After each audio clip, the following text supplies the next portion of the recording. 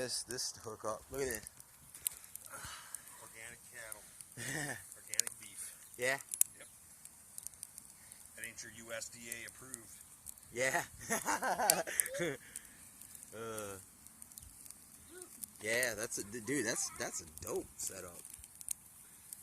Like, dude, if you could actually get a little lower rack on the side in there, like freaking box it in, you could make like a little fire oven. Yeah, I did bring that book, that Everyday Life in Bible Times. We could build an oven, dude. Like, basically, dude, this is how you make a heated pool, man. You just freaking dig a hole. Look at that. Was that a dove? That's probably its mate calling. Yeah, you come stand on this side of the fire. Okay? See, because the wind's blowing that way, so it brings all the smoke that way. Oh yeah, this is freaking. freaking. Right here, you can stay right there. Perfect. See the little ghetto setup? Just some freaking metal here. Got an old freaking